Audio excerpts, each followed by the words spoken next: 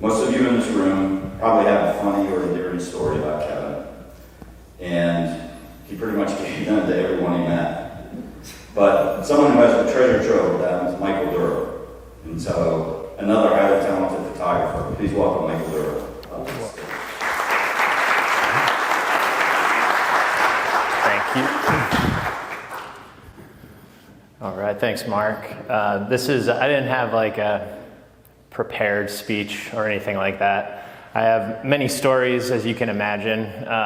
Kevin was to say he was influential, not just in my life, but as a photographer, as a father, and many aspects. It's almost hard to put into words. So I actually put together quite a bit of show and tell. As you know, I did a lot of video work with Kevin. I did want to tell the story about how I met him and how I began working with him. So I moved here with my family, my wife Lindsay right there, in 2017. My first son was born. We moved from Chicago to Indy, and I went full-time freelance. So I was working at agencies in Chicagoland and in Chicago the time that we moved. And I came down early because I was already a fan of Robert's camera before I even moved here. We'd come down to visit Lindsay's parents, and I would stop by there and check out all the gear and stuff. And I came down for the Robert's camera gallery night because I had actually submitted a photo that was accepted into the gallery night before I lived here. So there was a gallery night reception, and one of my photos was displayed, and I've never had a photo displayed anywhere. So I came to the gallery night to see my photo and the rest of the photographer's work, and it was super crowded. There was 100 people up on the top floor, and Robert's looking at photos, and I got introduced to Meredith, who is the owner, and I told her, I was like, hey, I'm gonna be moving to town. I do video and photography work. And I told her I was looking for work, that I was moving from Chicago, briefly told her my story, and within a week, I get a phone call from a guy named Kevin Raber. And Meredith had passed the information off to him, knowing that he was looking for a local videographer. So before I even moved to Chicago, or to Indy from Chicago, I remember I was riding my bike along the lakefront trail, and I got a phone call from Kevin. Never had spoken to him before. And I hopped off my bike to take the call. And from that moment on, it was pretty much history. I told him when I was moving to town, he said he was looking for a videographer, and we started working together almost immediately. So a lot of what you'll see tonight is over the last, has it been now 5 years? He's really became like a grandfather, a mentor, a friend. So this is a special evening, and I want to just thank you guys all for coming. So there's Mr. Kevin Raber. A photo that I took, yes, and that smile, if you know Kevin, he smiled a lot, but not quite like that, right?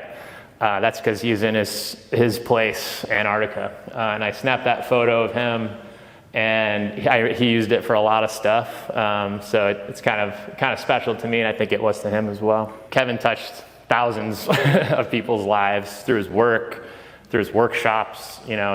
He had a very big personality. He was able to do and work with people of all different shapes and sizes. His passion was contagious. And this is Mr. Chris Sanderson, who was the videographer prior to me working with Kevin. So Kevin and Chris worked together a lot at Luminous Landscape, and Chris would travel with Kevin doing video work. This is like some bullet points. He worked with Kevin for many years. He was kind of a lifetime videographer shooter. He was part of the Luminous Landscape team, and he wanted to be here tonight, but currently lives in Canada and was unable to travel. This is a photo here too of this Michael Reichman, Luminous Landscape. That's Chris there in the middle, and then Kevin off to the side. A young Kevin, as he said, it's keen and keen-eyed Kevin. Another shot of Michael Reichman, and it was a big talk too when I came into the picture that the next Michael, because Kevin had was such good friends with Michael Reichman, and I never got to meet him, but I'm sure we would have hit it off. And this is a quick video that Chris asked me to share, and I don't think it even needs an introduction.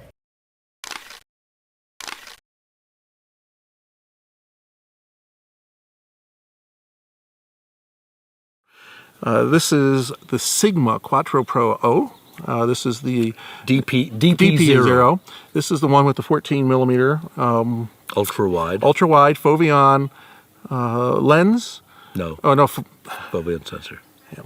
So this is the DP Quattro Pro 0. It's got the 14. No, DP Quattro DP0. This is the Quattro DP0. Okay. It works. Do it normally. Yeah, do it normally. This is the newest Sigma Quattro Pro. No. Sigma Quattro DP0. Sigma Quattro DP0. This is the newest Sigma Quattro Pro. No. Why do I say Pro? I don't know. Do it again. Quattro DP0. This is the new Sigma Quattro Pro DP0 camera. It's not a Quattro Pro. It's just a Sigma Quattro DP0. Sigma Quattro DP0. This is the new Sigma DP. No, Quattro. Why I can't get this out? What is wrong with me? This has never happened before.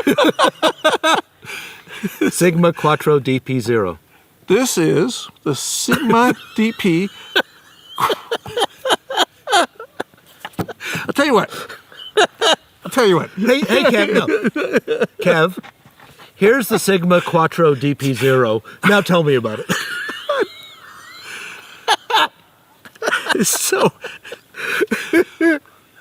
So Michael, help me out.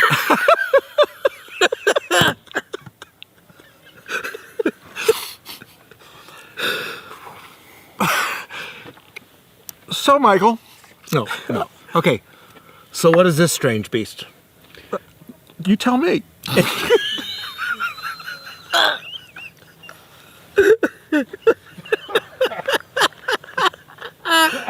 He's not going to do it. You know that. All right. So what is I don't know, Michael. All You he tell has to do me. is say yes. I think if we do it that way, it's like.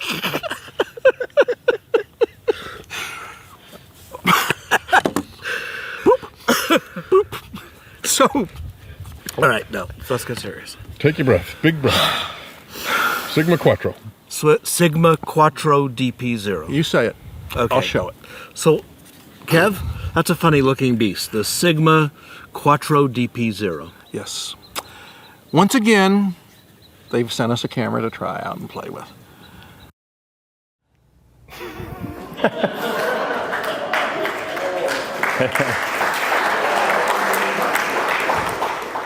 So I'm sure that Chris is a treasure trove of videos just like that, because I know I am, and I know not much has changed.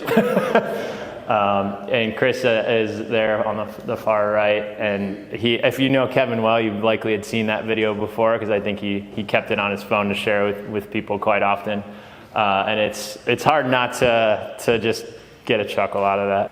Another close friend of Kevin's was Mr. Jeff Schewe, who was supposed to be here tonight and had a surgery and is currently, I believe, in the hospital, but he's doing fine. He had a surgery on his leg, and he offered to record a video kind of going through photos and slides and talking about Kevin and their times together, travels together. I got a video from him sent to me, and it was 50 minutes long. There was nice little interruptions of nurses coming into the room and all sorts of things happening, but I managed to get it down to about 15 minutes. So I'm gonna kind of let Jeff's presentation play out. He's got some great stories, some great photos, worked with Kevin for a long time. And I think he was really looking forward to being here, but he also is very happy to share this video with you as well. My name is Jeff Schewe. I'm a good friend of Kevin Raber's. Kevin has been almost a brother from another mother. We seem to have different ways of ending up in about the same place. End of life, taking interesting photographs, going wonderful places, and meeting interesting people. These are some of my best pictures of Kevin, with Kevin, about Kevin, and sometimes by Kevin. This is the portrait that he chose of a series that I did. Kind of serious. I've got some that I think are more fun, but he liked it. This was the portrait that I went through and looked and found after the fact as kind of perhaps my favorite photograph of Kevin. We were in my studio in Chicago. His wife, Deborah, she was styling Kevin's hair. Kevin had problems with his hair. Kevin was a little suspicious of what she was doing. Now, these are just some of the photographs that I shot of Kevin. Did I mention that I shot a lot of Kevin? This series in particular, I think I particularly love because this was funny Kevin. I love this shot of Kevin because this is the Kevin that I love. Kevin and Deborah, and then the kiss. Travels with Kevin. I have been to Antarctica 3 times, Australia, Death Valley 3 times, Iceland, Indiana, Alabama Hills, Mono Lake, Palouse twice, Utah twice, and Yosemite, all photographing with Kevin. Antarctica, this was the first time I met Kevin, a trip organized by Michael Reichman, and Kevin came with his Phase 1 equipment in 2005. Photographers have to travel with a lot of luggage. My wife says that photographers travel with a lot of baggage. But here we are at the airport, and we're all trying to figure out how to get down to Schewe because the airline pilots went on strike and the regular flights were canceled. Cork Expeditions had to actually hire a 747 to bring back 3 ships worth of passengers. Here's John Paul Caponegro on the left, Kevin standing, and my roommate, Seth Resnick, on the right. This is our first day out to sea in the Drake Passage. And the Drake Passage could be the Drake Passage, it could be the Drake Rock and Roll, or the Drake Lake. We got the Drake Rock and Roll. That's level water. That is a 27-degree tilt on one direction. So 54 degrees left and right, port and starboard. This was the ship that we stayed on, converted Russian research vessel, AKA spy ship. Our mode of transportation to get off board the ship and on to the land, Zodiac cruise. Here we are, yellow penguins all over, going through the Lamar Channel at sunset. Sunset was about 3 hours long. This is one of my favorite shots. This was how we would line up on board ship. There's Kevin in the center with our cameras and go down the gangplank and on board the Zodiac cruise, you go off into the water. We had a barbecue, and now Kevin, it may look like he's sitting all by himself. He just was the first one through the line, which is not unusual for Kevin. But we actually had a barbecue on board the ship. The weather down there was warmer in Antarctica than it was in Chicago. We got done with our cruise, came back, and I believe it's Deception Island. It's geothermal, and everybody decided that they wanted to do a polar plunge. Well, not everybody. I thought I would be the photographer and document it. There is the race out to the iceberg. Kevin is the second from the left. They dug a hole and the water seeped in and got geothermally heated. So it was like a hot bath. And there's the crew, Kevin third from the left. Second trip, we had another Russian research vessel, a Zodiac filled with photographers photographing a Zodiac filled with photographers. Michael Reichman on the left and Kevin on the right. One of the things we encountered on the second trip was a penguin palace, a lot of penguins. There were penguins all over the place. These are king penguins. This was one of the most spectacular icebergs we saw on all 3 trips, and Kevin even said he'd never seen anything like that ever since in his 24 or some odd trips. An unbelievable iceberg. Lamar Channel on the second trip, calm, but a really remarkable panoramic, a cruise, and our cruise driver, Bob, in the center, with Bill Atkinson on the left, Kevin, Seth Resnick on the right, JP just behind. Now, I can't remember what they were watching, but they were enjoying themselves. Our third ship was a converted, I think Norwegian, or it could have been Danish ferry boat. So it was a real upgrade over the Russian research vessel. Wine aboard. Here is Kevin posing for a photograph on board the deck. Here he is trying to be GQ. Kevin wanted to take a shot of the 3 of us, so it's the 3 amigos, JP, Seth, and me. And then here's Kevin, the sturdy tripod, and then Death Valley. 09, 11, and 19, POTUS, Phase 1 Digital Artist Series. Pretty remarkable. This was a self-portrait in the bumper. A little bit of classroom every day. Everybody got to use whatever Phase 1 equipment they had available. Kevin, of course, chose his little camera to shoot his favorite thing, which is Rust. Walkie-talkies. Kevin is like, wait, where is everybody? Literally, where is everybody? I sneak up on people and make photographs. That is my MO. Kevin on the racetrack, out sitting on a rock. Portrait, out sitting in racetrack, Tea Kettle Junction.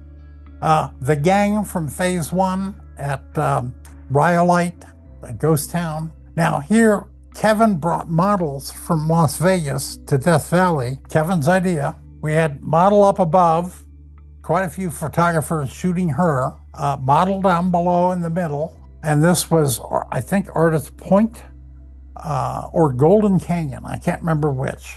Kevin getting all lined up to do the shot. Hey, Kevin, wave. Wave again. I think that's me waving. Zabrinsky at sunrise again, a gang down in the front. Everybody waved. Kevin often ended up in my photographs, which is one of the reasons I have a lot of photographs of Kevin. It's like, hey, Kevin, get out of the way.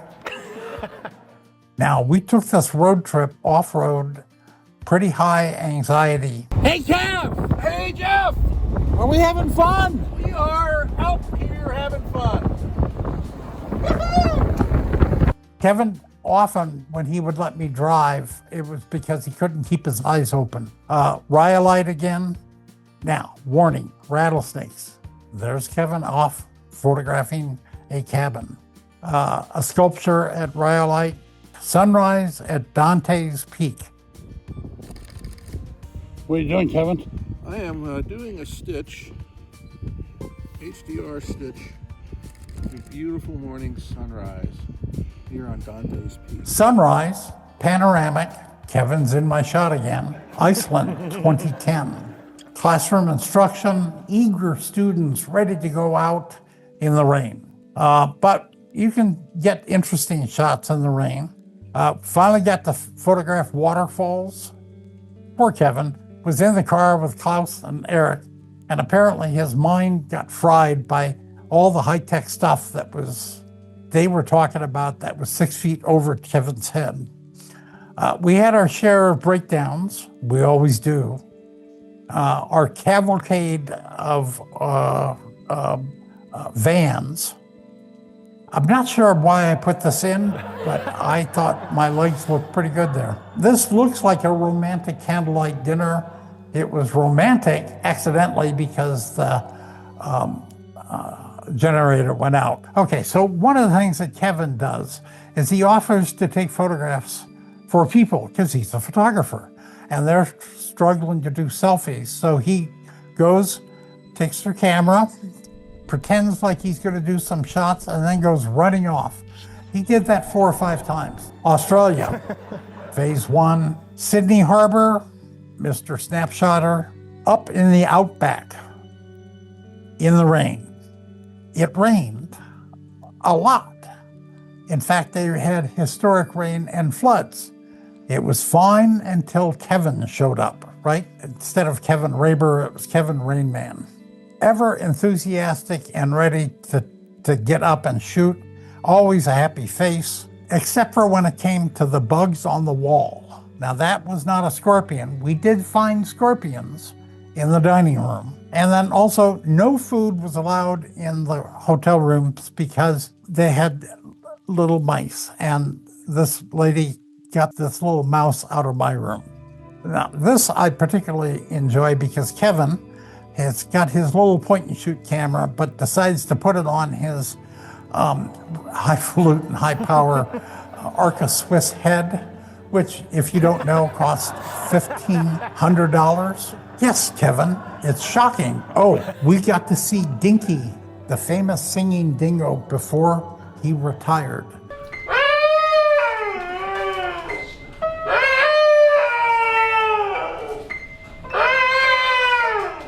The Palouse, southeast corner of Washington State. We get there, we're out scouting. Yeah, we're on some back roads and flop, flop, flop, flop, flop, flop, flop, flop. We have a flat tire. Well, we'll just change the tire, you know? Except for Kevin couldn't figure out how to work the jack. And quite honestly, he called the rental agency and they said, well, they'll send somebody to fix it. Waiting. Kevin wanted to document it. And of course, the light was gorgeous, so I had to do a shot. And yes, that's Kevin outstanding in his field. Pullman, a lot of places, all these kind of preserved or restored Americana. And one of the cool things about Palouse is you can shoot from the car.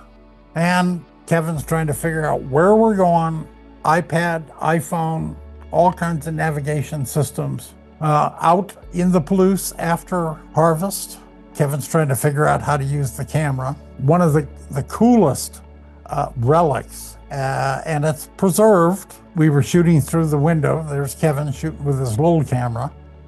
This is my shot. And then Kevin is absolutely addicted to rust. Let me tell you about the bells. He thought he had seen bells, a farm with a lot of bells. And we went all over. Is it there? How about there? I don't know, maybe it's there? Come on, Kevin. It's gotta be there, right? We found the bells. Kevin was a happy camper, and we got to meet the guy that owned the place. Here we're hunting big game, combine tractors. Beautiful landscape, Steptoe Butte, but then Kevin is happy, sunset. I don't know why they put traffic signs indicating that there are no traffic signs. The thing about the Palouse is the state of decay is beautiful. Sunrise, and Kevin says the sun is up. Kevin shot this of me, I think, holding the tumbleweed. They were all over the place. The beautiful landscape of the Palouse. Kevin's trying to get the right angle. Come on, Kevin. The lonely tree with cloud in the background. And then Kevin with his good friend, Michael Reichman. Now, here's an interesting study. On the left is Michael Reichman with a $40,000 phase 1 back on a plate camera that was, the lens and camera was probably $5,000-$6,000. And on the right is Kevin Raber with an iPhone. Which one got the better shot? I don't know. Several trips to Utah with Kevin. Early morning, Bryce, he was shooting me, I was shooting him. Obligatory shadow shot. One of my favorite shots of Kevin in Arches National Park outside of Moab. Goblin Valley. Wonderful location. Canyonlands. Kevin and I doing selfies. Another photographer offered to shoot us. Beautiful light that night. Alabama Hills, 2019. Kevin pointed at something in the sky. Look, Is it a bird? A plane? I don't know what it was.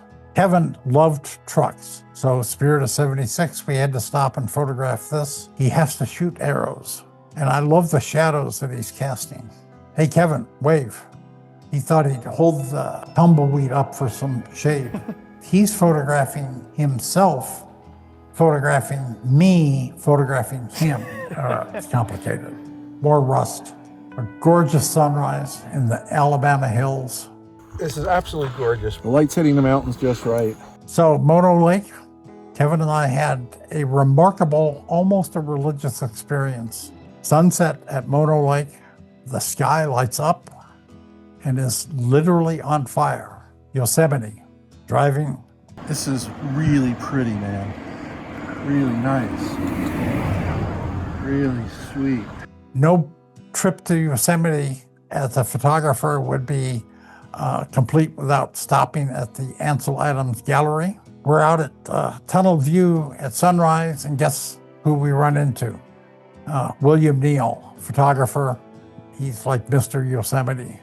Kevin wanted to bring out his big camera, his 8x10 camera. Selfie, a pano along the river.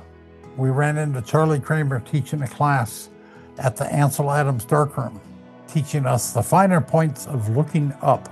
And Kevin and I playing West Yosemite, all the fire burned out. We had to stop. Kevin wanted to photograph this, absolutely gorgeous. Indy, these were various trips for teaching. This was the old place, Stutz, Raber Eyes, Rockhopper, John Panozzo from Image Print, with Dan Steinhardt in the middle.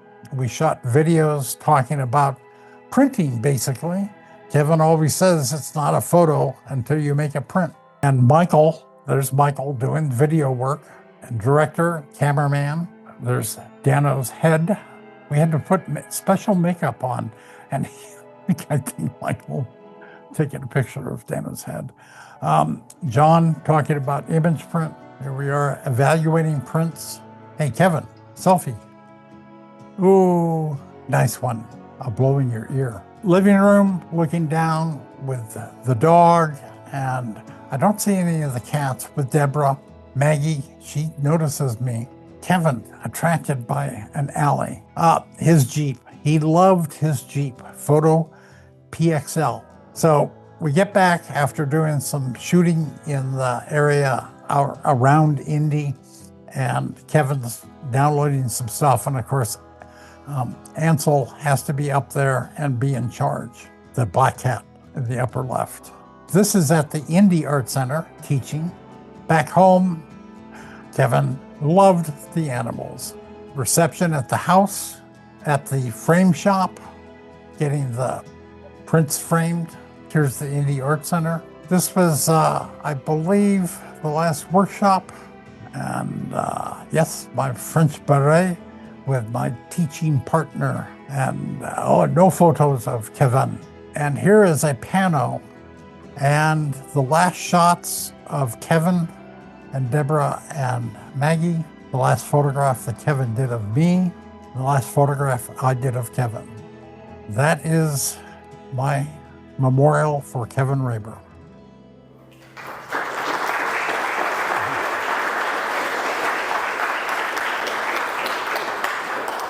It's funny, I edit that and I feel like I didn't see it. Like it's really fun to sit down and watch it and listen and see the stories. I actually wish I would have left some more gaps for the laughter in there. But yeah, that was a great job, Jeff, on that. Wish you were here. But I know we would probably be here till midnight if you weren't. So next up, I want to bring up Rad Drew, another very close friend of Kevin.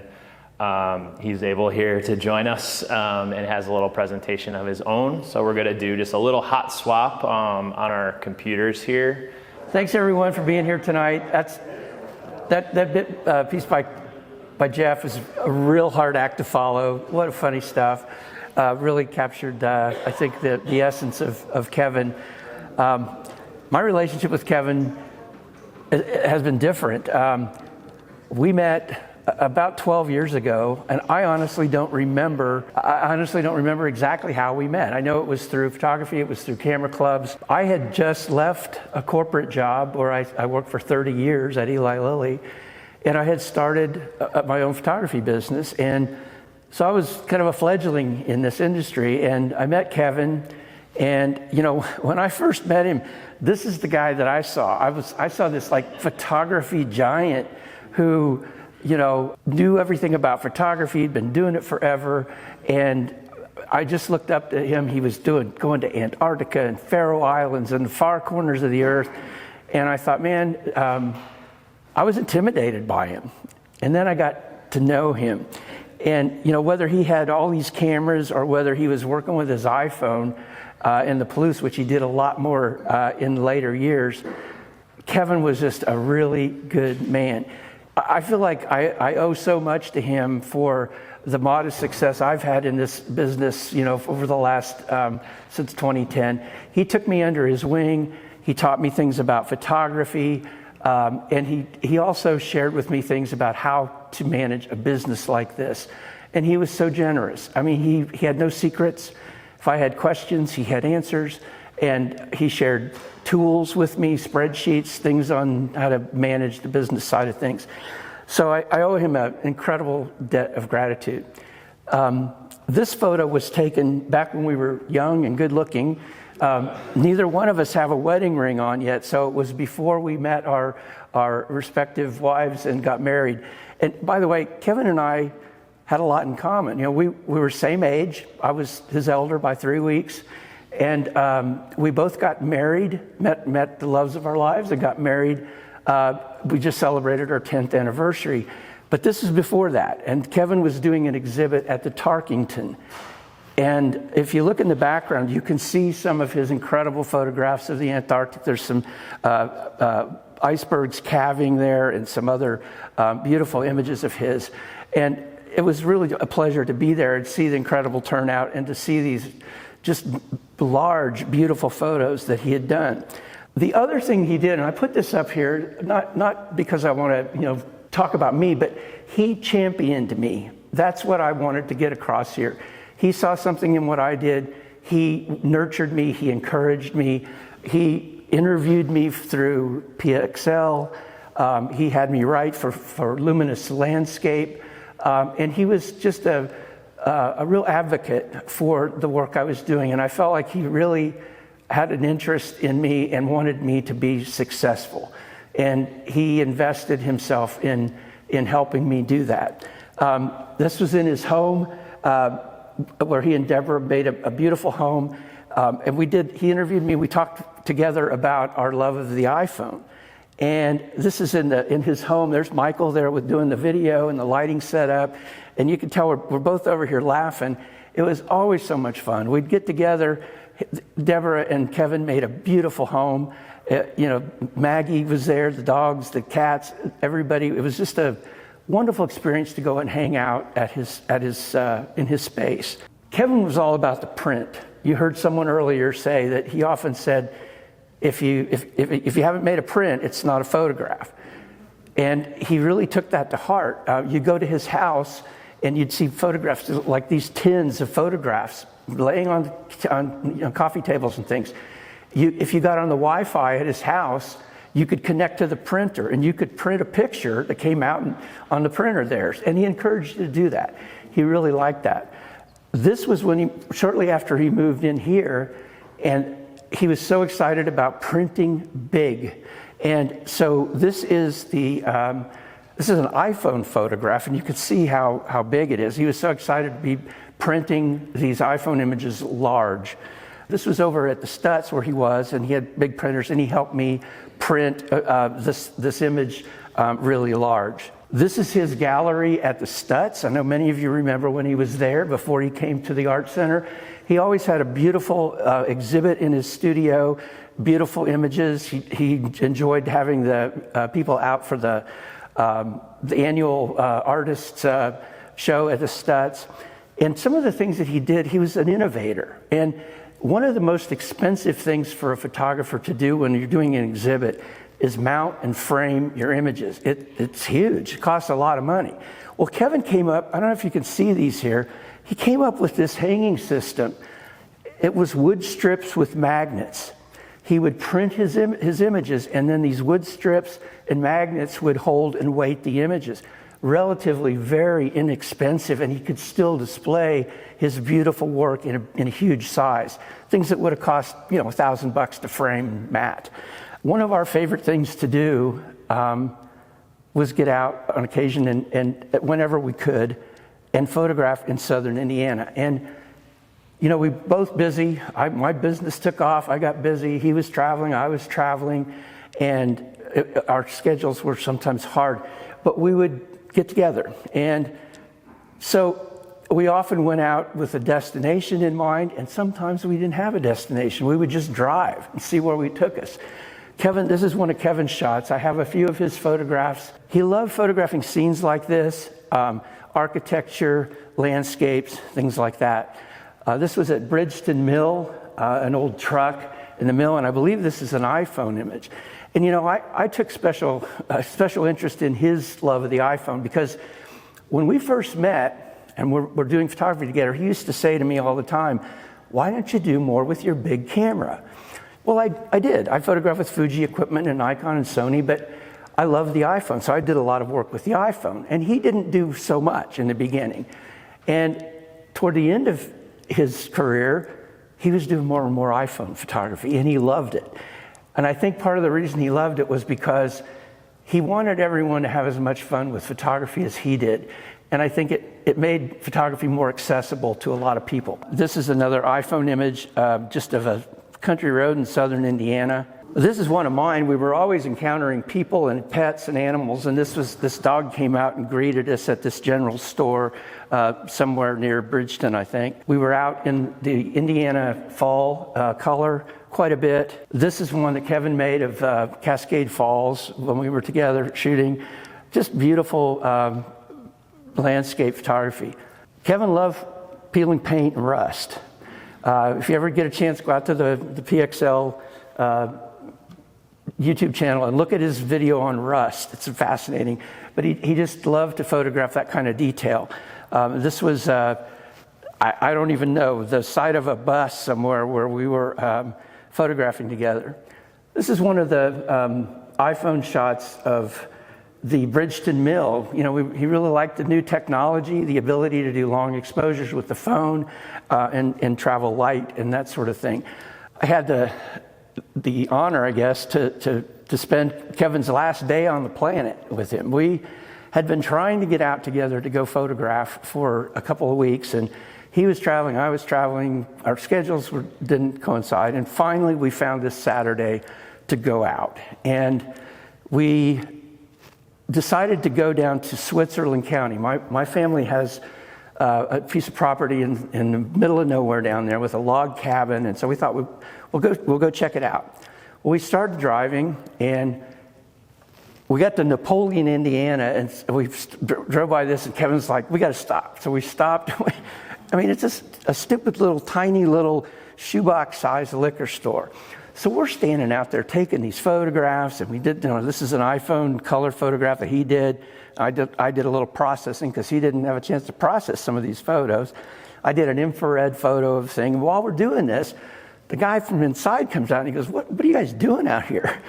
And, well, Kevin, he never met a stranger. So he starts talking to this guy. Well, we're photographers and we're doing this and that and the other thing. We're taking photographs with lots of different cameras. Most of the work we did that day was with our iPhone, but this is a $65,000 phase one camera that Kevin had with him. And here we are. He's got to do a review of it. He took a few shots with it that day, and the rest of the time it stayed in his camera bag. So go figure. We go inside the store, and this is Steve. And Steve is just really excited that we're photographers, and he wanted to know if we knew anyone who did senior pictures. Anyway, he said, well, have you ever been to the Slab? And we're like, no. He goes, you got to go to the Slab because there's some nefarious shit that goes on down there. Well, Kevin and I heard nefarious, and we were right there. Okay. So here we are, we're talking to Steve. He says, we're like, well, where is it? How do we get there? He goes, well, I can take you there, but I can't tell you how to get there. So he calls his wife, and his wife is back. This goes on for 20 minutes until we get these really sketchy directions on how to get to the slab. Well, so we start out looking for the slab, and we're driving along, and we didn't know if we were following the directions right. We weren't sure. It was turn left at the barn at the corner by the big tree, that kind of directions. So finally, we come into this little town of Millhausen, little tiny town, and there's a restaurant. It's lunchtime, so we decided we should stop and get some lunch. So we go in, and you notice there's the rooster on the sign. So there's a rooster theme going on in this restaurant. So we take our time. We're asking people in the parking lot, how do you get to the slab? You ever heard of the slab? So, we're getting, again, more sketchy directions. Anyway, we go inside. On the way in, this is one of Kevin's photos of some of the artwork on the porch. I did the processing, but, it's just fun stuff that was out there. So then we get inside, and Kevin begins to engage the staff. And in the last couple of years, last year especially, he's begun photographing people more and more out in the Palouse, around here. So this is one of the waitresses at this little restaurant. And you can see he just got her beaming and made this photograph with the iPhone. Then we're standing there, and this woman walks by like everything's normal. And Kevin's like, whoa, whoa, whoa, whoa, whoa. Well, she's like, what is going on here? So there was a kid's birthday party in the next room in the chicken theme and so on. So she's dressed up as a chicken for the party. So Kevin has to stop her and get a photograph of her. So that's his photo. Then as we're sitting there waiting for our food, he made this photo of me. I don't have many photographs of myself, and I regret that I don't have more of Kevin. But I really like this photo. And, it's just a place he was starting to explore more and more. And it was really fun for me to see not just this portrait of me, but some of the other kind of portrait work that he was doing. After we had our lunch, we're still trying to find the slab. We got really kind of, questionable directions. So we're driving along, and we come to this abandoned house. Well, of course, we had to stop out in the middle of nowhere, gravel road, and we just kind of walked around the perimeter of this place, and notice Kevin has got nothing more than his iPhone, which is what we shot with most of the day. It was really interesting.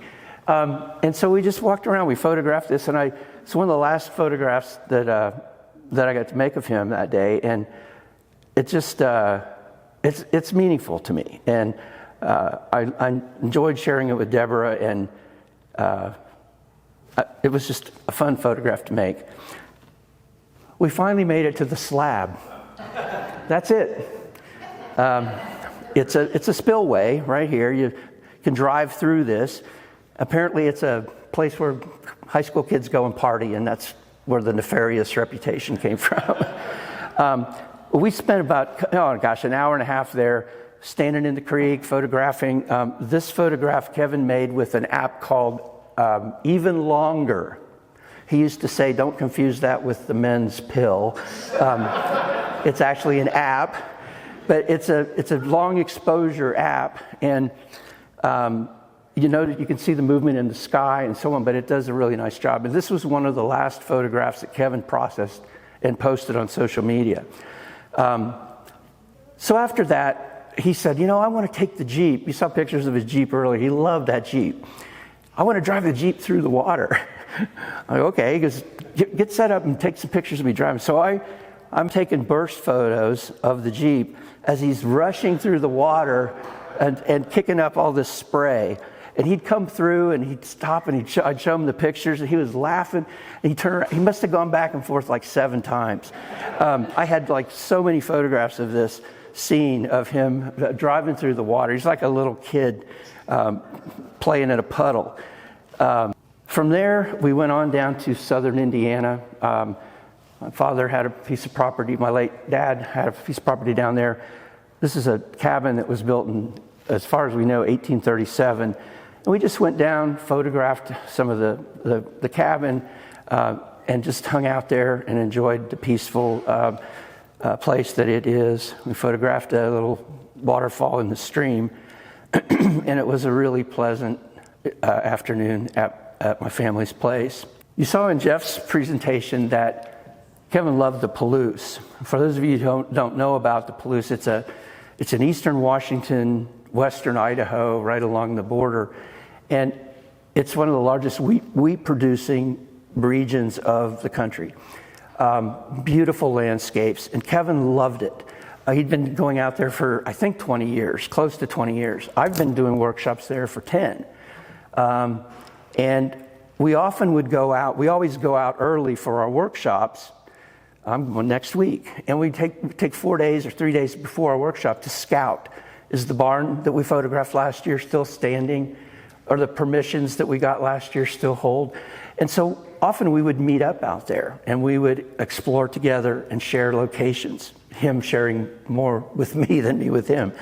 And this is one of his photographs of an old work truck on one of the farms. I just loved the way he saw the perspective from a different point of view and really, I think, got the essence of the place. This is looking through his iPhone with an app. Those of you who are iPhone photographers, this is called Reheld. It's a long exposure app. He took me to this location. This is Palouse Falls. I had never been. This was like 3 or 4 years ago. As many times as I've been to the Palouse, I'd never gone to this place. But he took me, he walked me up to the spot on the cliff and showed me this incredible perspective. And he took this photo with this long exposure app. And I made this photograph of him kind of standing on the cliff edge, taking this photo. And that was the result. And this is an iPhone image. So he really pushed it to the limits and did a lot of cool stuff with it. I have a photo very similar to this because I was standing, actually moved him out of the way and put my tripod holes right in where his were, you know. No, I'm kidding. But his was actually better. I used a different app and I liked his photo better. This is one of Kevin's photos of probably the most photographed tree in Washington State. It's a famous lone tree in the Palouse area off of Tennessee Flat Road. And it's in the background here. This is Steptoe Butte, kind of hidden by clouds. Here's another one on a clearer day where you can see Steptoe Butte in the background. And this tree is just a wonderful subject for our photography. This is one of my photographs. And I'm going to take a minute to do a little bit of instruction. So let me tell you how this came about. Kevin had scheduled me to do a workshop here at the Art Center on April 25th. Well, plans changed. And so we couldn't do that. But when Deborah was talking with us about doing this tribute, she asked me if I would include a component of instruction. So I'm just going to switch over here to my phone and I'm just going to do a very quick demonstration of using an app to process a photograph. And it's one that anyone can use, whether you have an Android or an iPhone. It's an app that's well known. It's called Snapseed. It's a serious app, though. It was designed by the same people, the same engineers who created Nix software. So if those of you who use Nix software on your desktop, they were the creators of this app. But Google bought them about 12 or 13 years ago, made it free, and it's out there. So if you don't have it, get it. And what I'll do is part with this last photograph of Kevin on one of the bridges that we photographed. What I'm going to do here, again, is just going to be brief, but hopefully leave you with something that you can take and apply to any of your images. Most of our digital images today benefit from some processing of some kind. And so what the app I'm going to use, it's this one right here. It's called Snapseed. I'm going to go ahead and open the app. And when I do, it brings me to this tap to open any photo. So I'm going to tap on the screen, and when I tap on the screen, it's going to give me an opportunity here to open a photo from the device. Well, the device is my camera roll. So I'm going to tap on the device, and it takes me out to my camera roll. So here are all my images. Now, what I'm going to do is go to my folders, my collections, because I have a folder here that has the picture that I want to use. So I'm going to tap on that and select it, and it's going to take it into a preview area, and it's saying, is this the one you want? And it's asking me to click on use. That's the one I want to use. Tap on that, and there is our photo. Now, what I'm going to do is quickly just go around, just out of curiosity, how many of you have used this tool before? A lot of you. So it's probably going to be a review for many of you. So some of you may have not seen it. So what we're looking at right now, we're in the interface. If you want to open another image, you would go here. If you want to see the history of the adjustments you've already made, you can open this up and it will show you the adjustments you've made. And then this is some information about the app you can look at on your own. But this I did want to mention. This, if I tap on this ellipsis and I come down here, one of the things you'll see is settings. And I'm going to go to the settings. Now these first three up here, these are preferences. These are my choices because that's what I like. I like to have things go to a Snapseed album. I like to see a large preview when I open an image. And I like to work on a dark background. So you can do whatever you want with those. But these two, I think, are a little more important. If you tap image sizing, you want to make sure that you have it set to do not resize. This won't down-res your image to make it smaller than the already small iPhone image. The other thing is to go to Format and Quality, tap on that, and you can choose a PNG, which is a lossless format. If you understand that, you might choose to do that. I typically just stay with a JPEG, but you want to make sure that you're saving it at 100%, so you're not compromising the quality of the photo. So I'm going to go back out of here. Down below, you have three buttons. One is Looks. These are presets, so these are collections of adjustments that you can open up. If I tap on that, I can choose, like, let's say if I choose morning over here. This one's called morning, and these come with the app. So I tap on that, and it applies those adjustments to that image. So you might have an image that you go through and choose one of these presets, and that may be all you do. You can also choose a preset and then go edit the adjustments that affect that final outcome. For this case, I'm not going to select a preset. Notice down here there's an X and a check, and you'll see an X and a check on all of the adjustments in Snapseed. And if you hit the X, you're going to back out of that adjustment without committing to it. And if you click the check mark, you're going to commit to that adjustment. So in this case, I'm going to click the X and back out. So the next thing that we have is tools. I'm going to skip over that for a minute. Once you have made your adjustments, you're going to export your image back to the camera roll. And I'm going to tap and open that up. Right now, there are some bizarre things going on with Snapseed. It hasn't been updated by Google in a while, and it hasn't adjusted to some of the new iOS operating system updates recently. So these two save options, the first two, I don't recommend using them right now until they update. So what I recommend is exporting a copy. So it's this last one. So when you make your edits, you're going to export a copy back to your camera roll. It's not going to overwrite your original image, and that's what I recommend now. I hope Google fixes it soon, but I haven't seen any sign of that yet. So where you do all of the editing is right here in Tools. And if you open this up, you can see there's like 27 different tools in this device. And they're very sophisticated tools. So what I do is I look at an image and I say, okay, what do I need to do to improve this image? What edits do I need to make? So what's the first thing you notice? Just shout out. Rotate. What? Rotate. I can't hear you. Rotate. Rotate. It's crooked. The horizon is sloping off. So the first thing I want to do is level the horizon. So I'm going to come down to my tools, tap on tools, and I'm going to come to a perspective tool right here. There is another way to do this that's automatic, but it crops your image and reduces its resolution, so I don't like to use that. I'm going to go to perspective, tap on perspective, and you have several different choices here, and I'm going to tap on rotate.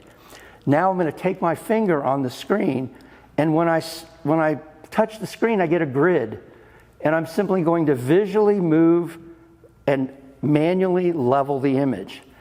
Now you see the black triangles at each corner. Watch what happens when I release my finger from the screen. it fills in those areas using content-aware technology. So you haven't cropped out any pixels in your image, you haven't reduced its resolution or size, so it's a great way to level your image. So I'm happy with that. I'm going to come down to the check mark and tap on that, and that's, I've committed to that leveling change. If I hold my finger on the screen, there's before and there's after, so I can see what I've done. The next thing I'm going to do is go into Tools again, and this time I'm going to go to Tune Image right here. When I open up Tune Image, if I take my finger on the screen and slide up and down, these are the things that I can edit. And I typically start with ambiance because ambiance is a combination of brightness, contrast, and saturation. So I'm going to go to ambiance, and I'm going to take my finger on the screen, and I'm going to slide it all the way to 100. And watch the image. Now that's up to 100, but there's before and there's after. Now that's a little too intense, so I'm going to back it off to maybe about 65 or so. There's before and there's after. It's brought out the dynamic range, it's added sharpening, it's done some saturation, it's done some remarkable things to the image, just one adjustment. The next thing I'm going to do is go down to highlights. I'm still in the Tune Image palette. Highlights is like a brightness slider for the bright areas of the image. So if I slide all the way to the right, I've over brightened my sky, I've blown it out, there's no detail. So I'm going to go back to 0, but watch what happens when I drop my highlights down 10 or 15 or 20. Now I've added some really cool detail in this area of the image. The next thing I'm going to do is go to shadows. Again, it's a brightness slider for the shadows in the image. So if I go all the way to the right, it kind of over brightens the tree, and it's too much. But if I go back to 0, there are shadows in the tree, a shadow here, there's shadows in the furrows. And if I drop those shadows down to about 20, maybe 20 or so, look what it's done. It's enriched that image, it's added drama to it, and it's really kind of popped the image. The next thing that I have in this same Tune Image palette is warmth. Now warmth is a slider that goes blue to the left and yellow to the right. So if I go to the left, I can make the image very blue. If I go to the right, I can make it very yellow. So depending on your image, you may want one or the other of those. Because I have these beautiful golds and oranges down here, I'm going to warm things up maybe 10 or 12 points. And so there's before and there's after. That's it. Mm-hmm. At that point, I'm going to save the image and do an export. And now it will show up in our camera roll. One other thing that I will often do is go to my tools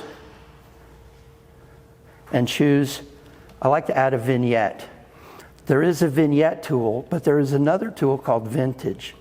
And I like it for adding a vignette better. If I tap on Vintage, there are several different color palettes you can choose, but if you want to change the color tone and so on, I don't want to do that. So I'm going to go to 12. What the number 12 does, it keeps it the same color, but if I slide down here, it's given a vignette of plus 30, which is a very harsh vignette. So what I'm going to do is back that off to 0, and then I'm going to bring it up to maybe 10 or 12. So what I'm doing is giving a slight vignette around the image, kind of giving it a container so that the tree, the subject, really pops. So there's before and there's after. At that point, I'm going to click the check mark, go to export, export the file, and there is our image. That's it. You can apply that to any photograph you make with your iPhone or your Android, and just try it on some of the things you've done. I think you'll find it's a really cool tool. There's a lot more to it than we have time for here, but I did want to share that with you. Learning was so important to Kevin. He taught iPhone classes here. He taught printing classes here, and we hope to continue that tradition with the great photo lab that we have at the Art Center. So that's everything that I had for you tonight. I really appreciate you being here. I'm going to turn this back over to Michael. Oh, here. I thought he Hiding in the disappeared. dark. How about one more round of applause for everybody? And you definitely, like, Rad is also a wealth of knowledge and does workshops and has an amazing website. So be sure to check out his work and maybe even sign up for one of his workshops. That's me. I had the, I don't know, privilege, or I don't know how to describe it. I got to go to Antarctica. Not something I thought would have ever happened in my life, let alone moving to Indianapolis. It's almost hard to describe what 5 days can mean in a life. We had just had our second son, and I got a call from Kevin, and this was after probably working with him for at least 3 years probably. And I'll never forget this phone call either. He called me up, our son Lawson probably crying in the background, and all he said was, I had this guy scheduled to come with me on this workshop. He's not answering me back. He's not coming. You're coming to Antarctica with me, and you're going to do better than he ever did. And he was talking a million miles a second, and I'm like, whoa, what? And he's like, yeah, do you think Lindsay will let you do it? And I'm like, hold on, let me go ask. Within a couple days, I think I had 10 days to basically prepare myself to go to Antarctica. And this was something that really is hard to describe, but it really was a culmination of not just my relationship with Kevin, but like my professional career. And I do have a video that I'd like to share. It's probably about 10, 12 minutes. And before that, quick shot of Kevin here in Chicago. It was kind of a full circle moment for me when we traveled to Chicago to do a camera review on a new Fuji camera, shot on Sony. This video, have anyone of you seen this video, just out of curiosity? Maybe some of you? Oh, wow, okay, this will be great. So I'm just gonna let the video speak for itself, and then we'll chat about it after.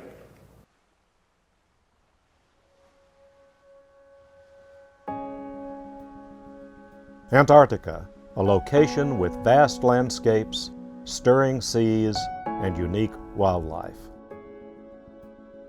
The epic tranquility and untouched purity of this region of the earth is as close to peering back in time as you can get. Exploring this pristine ecosystem is a reminder of the history and the frailty of our great planet. As photographers, we have the opportunity to capture moments that tell the story of our journey and allow us to share them with the rest of the world. Hopefully, our stories and our images will showcase the beauty and serve as a reminder to others how incredible our planet is. This is Antarctica, the seventh continent.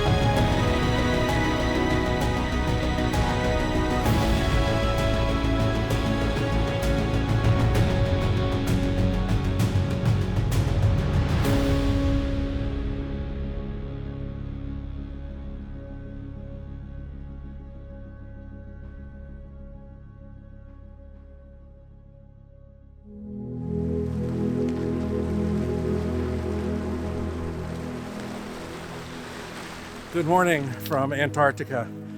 For many people, Michael included, this is their first landing on the Antarctic continent. And this morning we made our landing in Antarctica Bay at a place called Brown's Bluff. And we're going to wander around between the ice and these beautiful penguins and try to capture their spirit.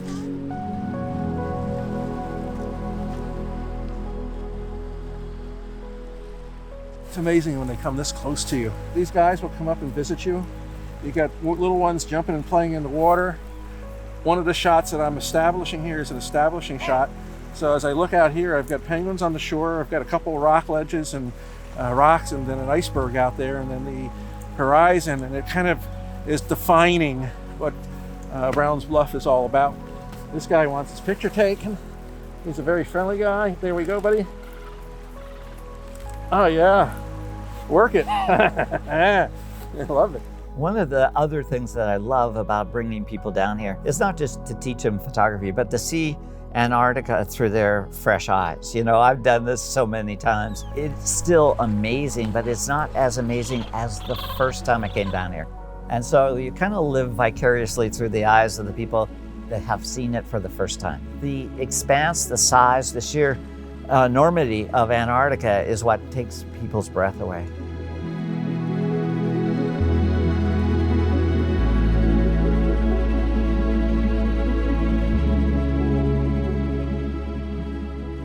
We were just slowly moving through this channel. It was so beautiful. And we're looking at lots and lots of humpback whales. And I thought, you know, it'd be the exact same whether we were here or not. And most of the time, this enormous expanse, at any one time, there's so few humans. I don't know, that was a moment for me that I felt like this place is just beyond belief.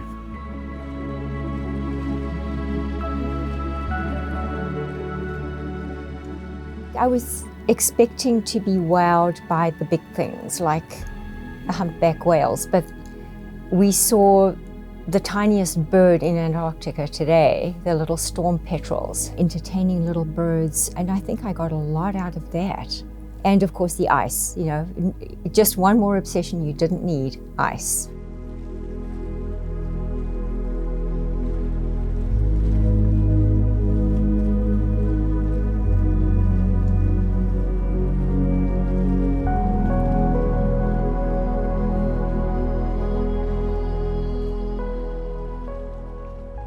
If you ask me about my favorite experience and moment, that's really difficult because the whole thing has been so wonderful. And it's been changing. We've seen different kinds of things. The weather has been different. We had a little bit of snow this morning, and yesterday it was mostly sunshine, and then we had fog. So we've been through the whole gamut of weather, and the ocean has been rough, it's been flat, it's been a mirror. What can I say? It's just been overwhelming.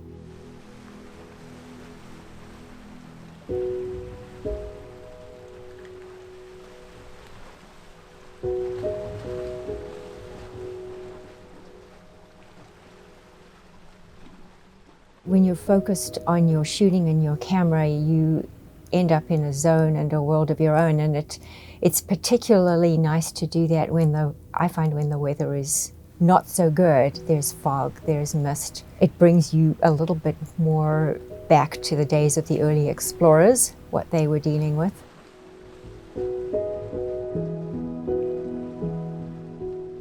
The scale of things, looking at what seems like a relatively big ship silhouetted against a huge mountain really makes you feel kind of small and insignificant in this continent.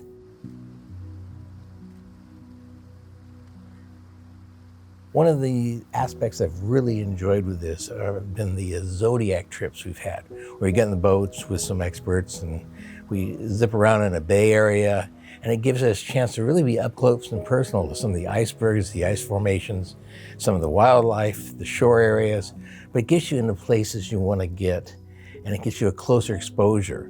Plus the willingness of the staff, either from the captain and moving the whole boat, to the people running the Zodiacs, getting you where you want to go, where it's safe, really brought it to you and made it a little bit more personal.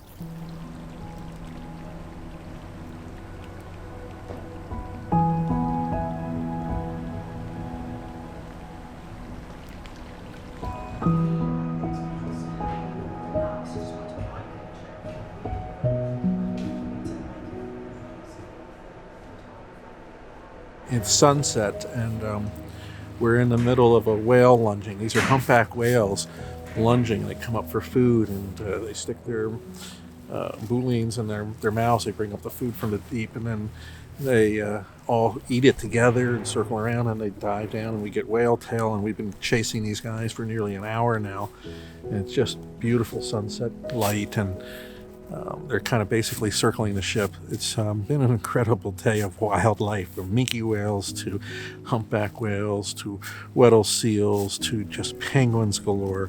The days come at you fast down here in Antarctica, and today was one of those days where they just kept coming and coming.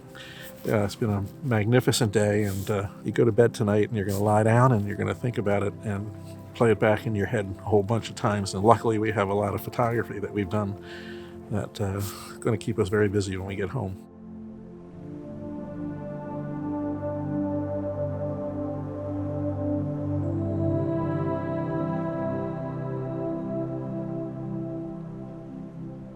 One thing that made this unique is both the presence of Kevin and Art Wolf.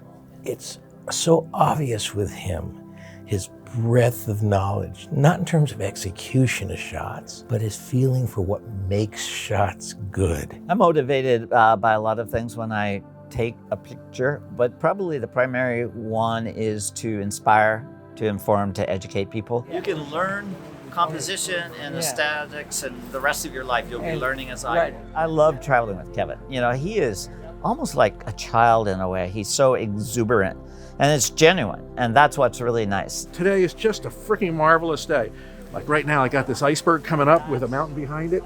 Go to zoom lens, it gives me my typical foreground, and boom, boom. Teaching and taking pictures isn't a job for us, it's a passion. Next week, I'll be back in the office. I can't believe it. But right now, I'm in my happy place.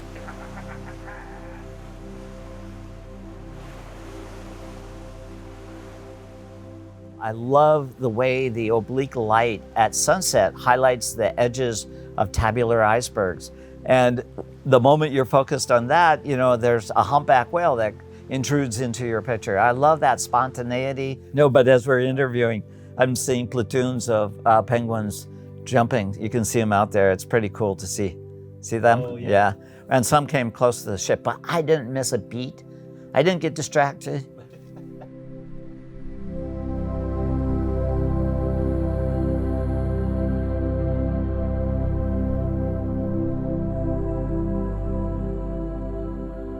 One of the most challenging shots that I took was of porpoising penguins.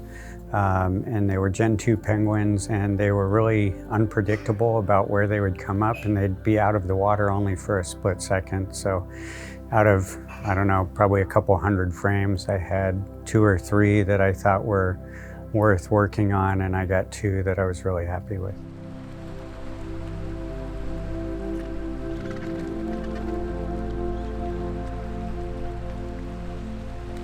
One thing I did that I really enjoyed was to go up on the bridge. I was surprised how nice, how accessible the bridge was. And at one time I actually went up there at night and was able to take an image of the first officer lit entirely by the light of the instrumentation. And his willingness to help me out was really a lot of fun. So it's sort of a different image than many people have gotten here, but just something I wanted to try, and they were very open to allowing me to do that. Oh, yes. And that would my hand, correct. We can also see glaciers in these charts. See zodiacs, and we get to you with an announcement in regards to disembarkation. Smile.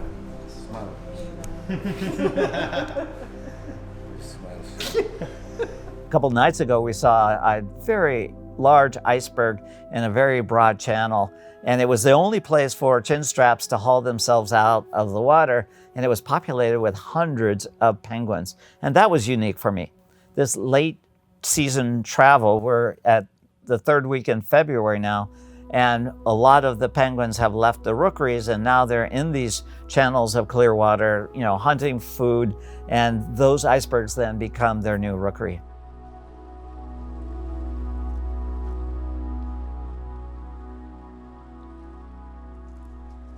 why I like Antarctica, okay? And as a photographer, you can photograph a lot of things that nobody else will ever be able to photograph because icebergs and snow melt and a lot of those things, it changes. It's a dynamic landscape. It does something to me. And actually, it's so important to me that I told my wife at one time, after several years of dating, I said, you know, if you can get yourself a passport, I'll ask you to marry me and take you to Antarctica and we'll get married down there. 2.5 months later, she gives me an envelope with a passport in it.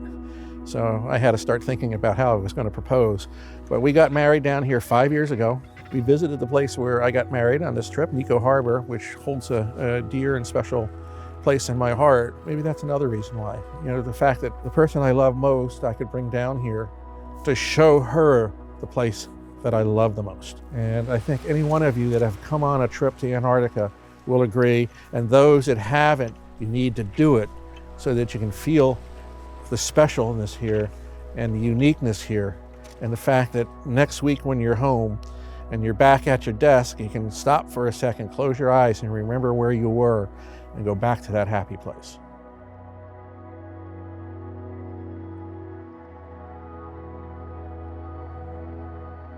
Life is not measured by the number of breaths you take, but by the moments that take your breath away. And I hope you guys all have not only one moment, but several moments that you will just take. And it's like, for me, the Antarctica grabs your soul in your heart, and you always have this calling to come back. So I hope you've enjoyed it. Rightio.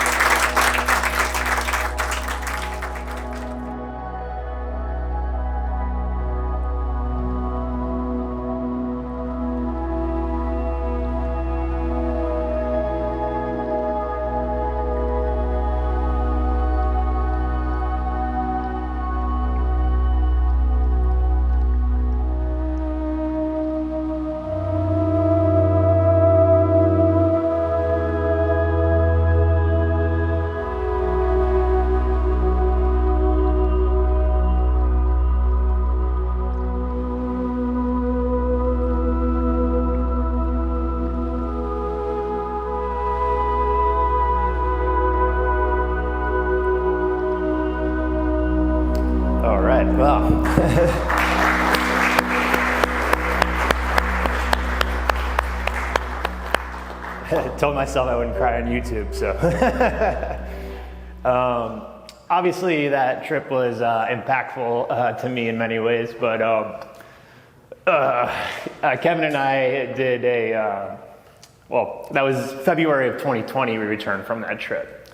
So one thing that Kevin,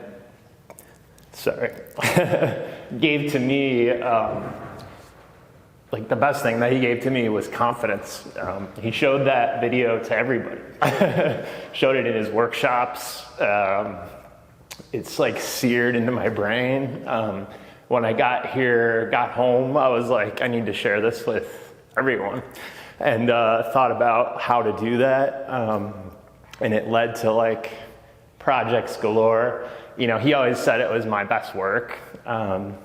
He wasn't, I guess he was accurate in a lot of ways. But one of the things that you didn't see in this video was like, I had no less than 6 cameras on me and a lot of anxiety because I didn't quite know what the expectations were, right? Like I got thrown into this trip last minute and was terrified, but at the same time, like Kevin was just like, just do what you do. And that's what I put together. And one of the things that you didn't see is on the video was there was a moment where it was pitch black out. Like when the sun went down, I couldn't shoot anymore. So it was just a darkness like you couldn't imagine. And you know, I was walking with Kevin around the ship, like outside on the deck at night. And it was like relaxing for me because I didn't have like all this gear on me, and like it was just him and I. We spent the whole day like trying to find whales. So like, you know, we're just, you know, going through, it was like the whole day what we were trying to do. Like people were trying to, you know, find them, we were chasing them. We did come across them at one point, but we weren't very close. And we're walking around the ship the only light is like from the inside, like through the windows, like in the rooms and stuff. And it's just him and I, and we're walking on the side, and we hear, and we look down, and lit up by like the light of the ship, there was a whale like right next to the ship. And we were the only ones that saw it. And it was like a moment that will live with me for quite some time. Now he always like said like this was my best work. If you caught Art Wolf there, he said we were in the 3rd week of February when we were on this trip of 2020. So I had a solid 2 years to work on this video. It was a week after we got back. Pretty much the world shut down. All my work, freelance work, gone, on pause. Luckily, my wife's job was secure, so we didn't, didn't go broke or anything like that. But I spent countless hours probably just staring at all this footage in my office, and I had brought back like a small penguin, stuffed penguin, that I gave to my oldest son, and he still uses it as his lovey today. And then in November, we were on a 2-year wait list to display at the Indy Indianapolis airport. And my work was on one side, Kevin's was on the other, and it was like a culmination of sharing this work. To say that Kevin changed my life is probably an understatement. When I got the call to essentially do video work on photography, I thought somebody was joking me. So I've been honored to have worked with him, and hearing these stories, and this was 5 days of my life. He went there to Antarctica 27 times, and that's not. I always joked about Kevin, can you just give me a timeline of your life so that I can see how and when you did everything. He was a firefighter in New York, and got married in Antarctica and went to all around the world, did these crazy things. And if you ever seen, what's the movie? Secret Life of Walter Mitty. We always joke that was kind of Kevin. So a few things here. Another thing, I published a magazine in town, if you don't know that, called North Indy. Kevin had been on my list to do a story on for years. And I did the story in March, and this was the cover of my magazine. This was before he died. And there's extra copies here if you would like some to take. So that was the layout, and there's a Robert's camera placement there as well. Lastly, there was a story I don't know, I wasn't going to tell, but it feels appropriate. I was out in Chicago in the winter, my wife and I, and I had, took a stitched pano of the Chicago skyline, which I loved to do when I lived there. And the light was just crazy, right? So it's setting and lighting up the buildings. You could literally see the sunset. And I texted Kevin, I was like, this is gonna make a sick print, And he's like, send me the file and we'll make a print. And he did. And he told me to come pick it up here at the Arts Center. And when I did that, I texted him, I was like, hey, I'm in the area, you mind if I come by and grab it? And he's like, oh, I'm teaching a print workshop. And I went in to the Arts Center, and he's like, oh, we're gonna roll out your print. Everyone come over here, check out this print. It's one of Michael's shots, and they had just watched the video that you just saw. And as I was standing there looking over this print, he put his arm on my shoulder. And he'd never done that before, and it was like a weird sensation, I suppose. And so here I am looking at my home in a place where I talked to him for the first time, and he's got his arm on my shoulder, and that was my last moment with him. And I'm pretty lucky, I think. So I have just a few more things. We talked about Kevin-isms, right? Things he used to say. So I jotted some of them down. I loved immersive environments. He never liked the idea of sticking the tripods in the tripod holes and shooting iconic scenes. He liked to shoot in places like the Palouse in Antarctica, where there was there was no, you could shoot anywhere. You could shoot anything. You could shoot abstract. You could shoot whatever, wildlife, landscape. So he always loved that. Sometimes the best photo is the one behind you. Always thinking about looking backwards. Look for the abstract. He always talked a lot about that, especially in Antarctica with all the ice. You know, shooting tight shots of the ice in the different shapes and textures. It's not a photo until you make a print, as Rad demonstrated there. Do as I say, not as I do. That might be a common one, but probably pretty accurate. We are living in the greatest photographic time. I know that our friends from Roberts heard that pretty often. This one always got me, and he said it more times than you might think. If world leaders all would pick up a camera and go out shooting together, we'd solve all our problems. And he would say that all the time. And then the last one was Chase the Light, which was my favorite, one that he used in the Palouse a lot. I have one more thing here to share, a video that I put together that I don't believe anyone has seen. And yeah, I'll just let it play out. Photography. It's a love, it's a passion. Luckily, it's been an occupation. And one of the things that I love most about photography, and I guess I wouldn't be doing photography if I didn't have the ability to share my work and show it to others, hoping that it not only brings inspiration, but more joy and touches the heart.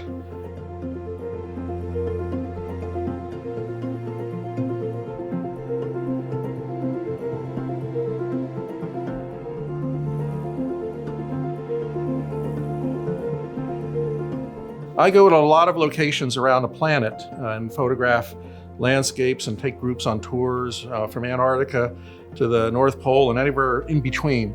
These are pictures of some of the most amazing places that most people don't get a chance to see.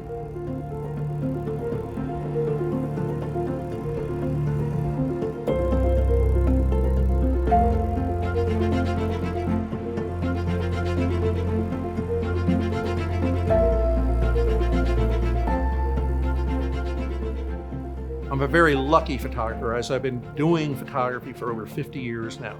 Recently just realized how long 50 years is. I guess that means I'm an old guy, but I've been very, very fortunate to watch photography change from cameras and film where you actually had to use manual focus and figure out your exposure to cameras that we put in our pocket and can take out and do some amazing photography with.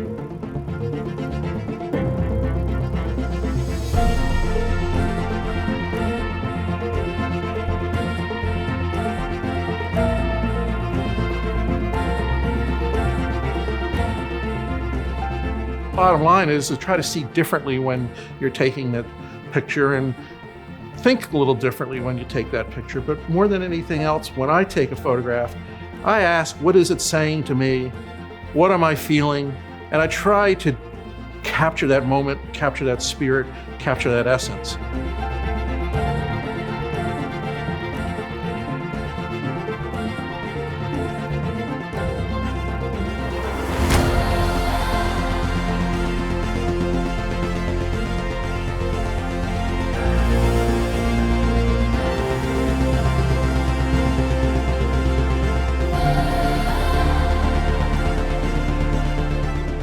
One of the joys of my life is the interesting people I've gotten to meet, the places I've gotten to go, and the pictures that I get to make every day.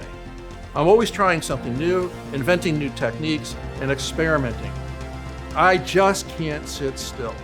And every day I get to go out and snap a picture. It's a passion and it's my love, and I hope you enjoy what you see. Thanks very much. It's Kevin Raber, and take care.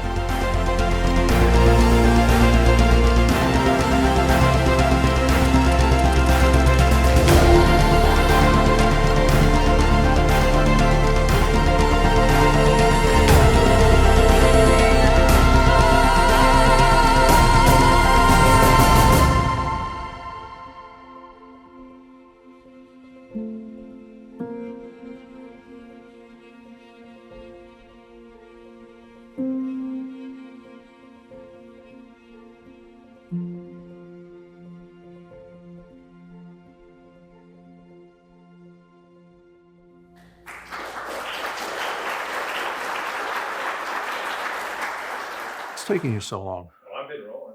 No, you have? This is where I get all my good It's weird. Oh, man. Kevin Raber, and I'm all about photography. I've been one of the I can't talk. Hold on a second. I'm Kevin Raber. I'm coming from the state penitentiary where I've been taking the arts and crafts program. I'm Kevin Raber. I'm a photographer. Hi, I'm Kevin Raber, and I'm all about photography. Now, that doesn't sound good either. Hi, I'm Kevin Raber. Hi, I'm Kevin Raber. Don't feel bad if you mess up, because Michael cuts the crap out of things and then saves all the goodies for later. We make a heck of a B-roll blooper reel. Hi, I'm Kevin Raber, and I'm... Shit. Michael, I think I'm almost there. You nailed it. That's how it's done.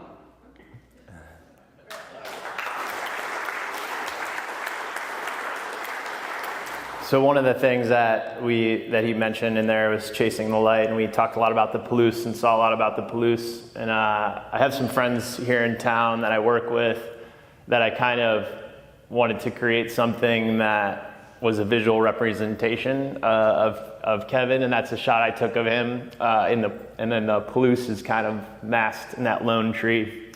With his signature there at the bottom. And I have stickers for everyone that you can take. And there's also, if you want more, or if you would like a t-shirt, I'll share this out, but I'll leave this up on the screen after the presentation. It will go to a website where you can purchase a shirt if you want, or a sticker. The proceeds go back here to the Arts Center. So I'll leave that up here after the presentation. The last, and I swear I'm just about done here, the last couple of things was Kevin and I were working on Indy captures. We had done one event a number of months ago here, and this was before all of the renovations and the new speakers and the new projector. But it's something that I plan to continue, maybe on a quarterly basis, and have local photographers here in Indianapolis, potentially others from around the country, to come here and present their work and share their stories. We're lucky as photographers to have access to all of these things and be able to share them with everyone. So it's one of the things that I feel like I'd like to continue, so be on the lookout for that. A lot of people have been asking me, so like what happens now, right? Essentially photoPXL.com was Kevin, like it was his site, it was his voice. And many years ago he worked for a site called Luminous Landscape, where he had worked for years, and you saw the travel photos and things. And if you have kind of questions on any of this or anything, Deborah, I can certainly fill you in, but this was a message that was sent to us from the current owner of Luminous Landscape. My name is John Swindle. I wish I could be there with you today to honor Kevin Raber's memory. Kevin meant so much to our photography community. When I took over Luminous Landscape, his legacy was all over the place. And Kevin didn't have to help me when I took over, but he did. He spent a lot of time teaching me the ins and outs. He showed me how to make better posts, manage links, help navigate the technical side and the people side of running a photography website. He did not have to do that at all. He did this because he was a loving, generous person. He did this out of love. Love for the community, love for all of you, and love for photography itself. I can remember how excited I was when Kevin asked for my address. He wanted to send me something, and I can still remember going to the post office and getting this big box. I felt like a little kid. He had created a wonderful care package of Luminous Landscape items, t-shirts, coffee mugs. It really warmed my heart. Recently, Deborah called me with an incredible honor. She asked if I would be willing to fold photoPXL and Kevin's work into Luminous Landscape. I said yeah. With the blessing of Deborah, Jeff, Chris, Michael Durr, Kevin Raber Jr., I'm deeply honored to carry on his legacy this way. We are currently working out what that looks like, but please stay tuned. I'm grateful for the trust to continue what Kevin built, a community that touched so many photographers around the world. Thank you. So that's a little bit of a sneak peek on where Kevin's work will live and how it will be continued. I want to bring Mark back up here to close us out, but I just want to again say thank you for coming to this. It means a lot to me to be able to share this in this format and in a place that I helped Kevin get into, and Mark may be able to chat with people about how that all came about, but I'll save that story for a beer out in the hall there or something. But I'm going to pass it off to Mark. Thank you again.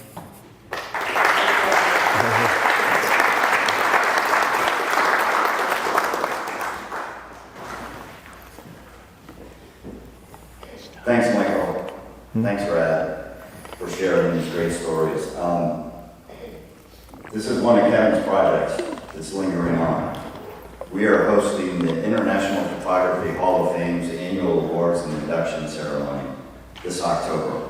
Kevin started this, and we're going to continue it. And we're very excited, so we hope to see you all here. It's going to be quite an event.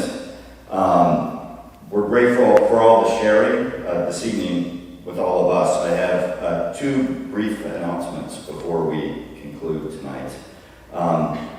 The first is Deborah will be opening a very special exhibition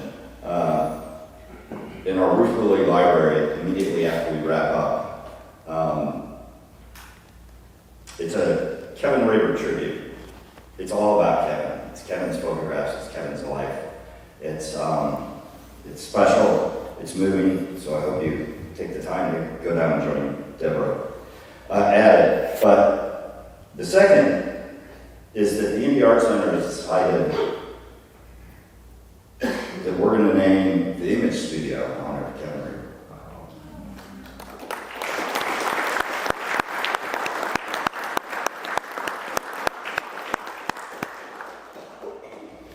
I told Kevin when we first shook hands about him taking up a residency here that the studio was his. And this is me keeping my word. So Deborah, it'll be Kevin W. Raber Studio, Image Studio, from here forward. So thank you. Let's all go down to the library and celebrate Kevin.